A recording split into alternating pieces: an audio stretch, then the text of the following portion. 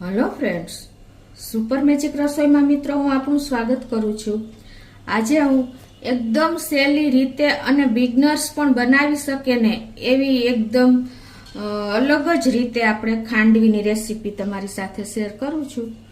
તો તમને ચોક્કસ આ વિડીયો ગમે તો લાઈક કરજો, શેર કરજો અને સબસ્ક્રાઇબ કરવાનું તો ભૂલતા જ નહીં। અને મિત્રો બાજુમાં રહેલું બેલ આઇકનને પ્રેસ કરશો ને તો તમને ઓલનું બટન મળશે, એ પણ પ્રેસ કરશો ને તો તમને મારા બધા નોટિફિકેશન મળતા રહેશે મિત્રો। તો તમને ચોક્કસ આ વિડીયો ઉપયોગી થશે। તો મિત્રો ખાંડવીની તો તમને ખબર જ છે કે પણ આજે હું એકદમ સહેલી રીતે અને નવી જ રીતે બનાવું છું। તો એમાં આપણે 1 કપ ચણાનો લોટ લીધો છે, તો એની સામે આપણે 1 કપ દહીં લેશું અને 1 કપ આપણે પાણી લેવાનું છે અને સ્ટીમર માટે પણ પાણી અલગ લેશું। અને બીજું મિત્રો આપણે મસાલામાં આદુ મરચા છે, લીમડો છે, હળદર છે, હિંગ છે, રાઈ છે અને મીઠું છે, તેલ છે, આટલા ઇન્ગ્રેડિયન્ટ આપણે લેશું। તો બનાવવાનું ચાલુ કરીએ। તો પહેલા તો મિત્રો આપણે મિક્સર જારનું જે મોટું જાર આવે છે ને એમાં જ આપણે આ 1 કપ ચણાનો લોટ નાખી દેશું અને એની સામે આપણે 1 કપ દહીં લેવાનું છે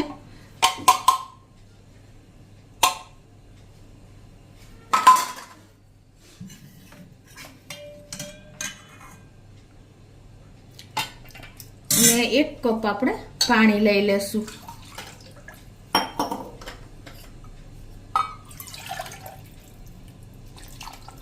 અને હવે આમાં આપણે આદુ મરચાની કટકા નાખી દેશું। તો આ રીતે જો હું અત્યારે 2 તીખી મરચી નાખું છું, તમે મરચું પણ નાખી શકો છો। અને થોડો 1 ઇંચ આદુનો ટુકડો આ રીતે આપણે નાખી દેશું। અને હવે આને આપણે મિક્સર જારમાં એકદમ સરસ તૈયાર કરી લેશું। તો આ રીતે જો આપણે મિક્સર જારમાં ફેરવી લીધું છે અને હવે એને આપણે ગળણામાં ગાળી લેશું।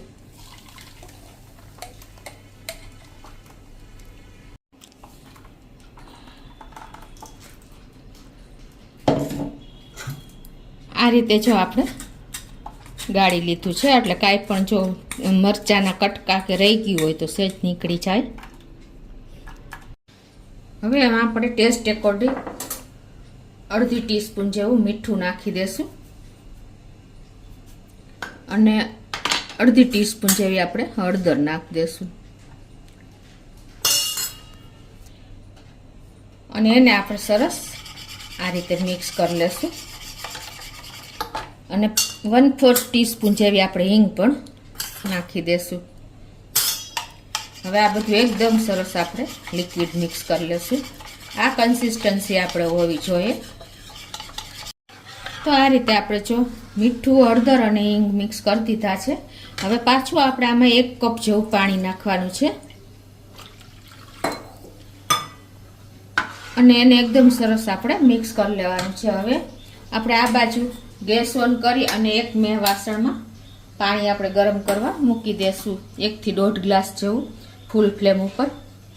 હવે આપણે એક થાળી લેવાની છે કે સ્ટીમર તમે કાંઈ પણ લઈ શકો છો, એમાં આપણે 1 ટીસ્પૂન જેવું તેલ નાખીને આપણે થાળી ગ્રીસ કરી લેશું આ રીતે।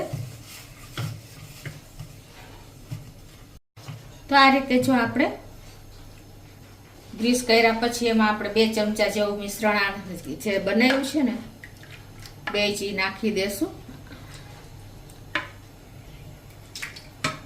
તમારી થાળી જેવડી હોય ને એ પ્રમાણે તમારે નાખવાનું છે। આ બાજુ આપણે જો પાણી પણ ઉકળી ગયું છે તો હવે એમાં આપણે કાંઈ પણ કાઠો કે આવી રીતે સ્ટેન્ડ મૂકી દેવાનું છે અને જે આપણે બેજ નાખ્યું છે ને ચણાના લોટનું આપણે ખાંડવીનું એ આપણે આમાં મૂકી દેશું થાળી।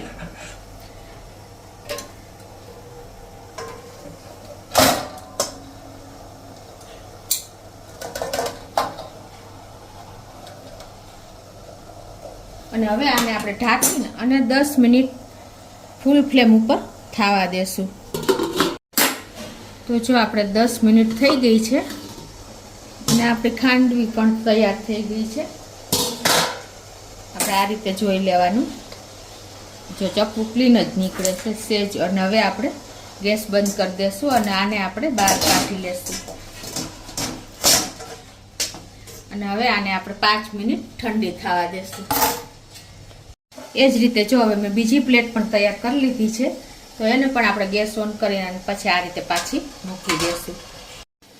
તો આપણું આ જો થાળી પણ ઠંડી થઈ ગઈ છે આપણે ખાંડવીની, તો એને આપણે આ રીતે કટિંગ કરી લેશું.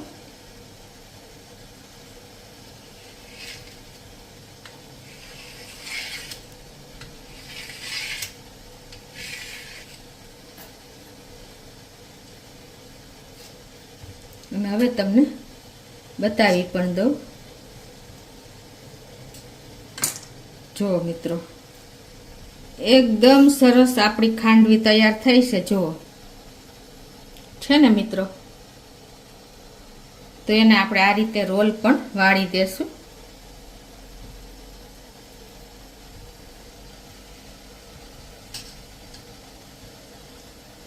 જો મિત્રો આ રીતે આપણે બધા રોલ તૈયાર કરી લેશું.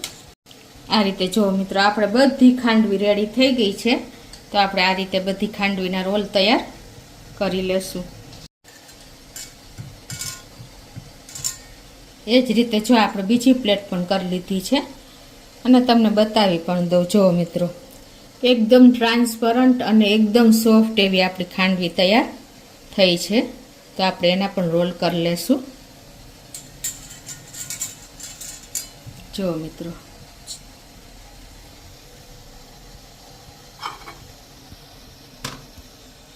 જો આપણે ખાંડવીના રોલ વાળીને તૈયાર છે.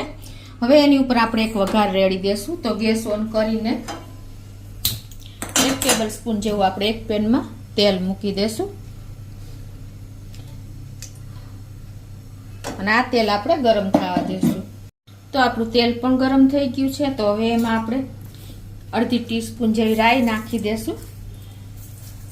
અને રાઈ ક્રકલ થાય ને એટલે આપણે હિંગ 1/4 ટીસ્પૂન જેવી નાખી દેશું. અને 5 થી 6 લીમડાના પત્તા નાખી દેશું. અને 1 ટીસ્પૂન જેવા આપણે તલ પણ નાખી દેશું. અને હવે આને આપણે સહેજ ક્રકલ થવા દેશું. જો આપણો વઘાર પણ ક્રકલ થઈ ગયો છે, તો હવે આપણા ખાંડવી ઉપર રેડી દેશું. આ રીતે થોડું થોડું થોડું થોડું.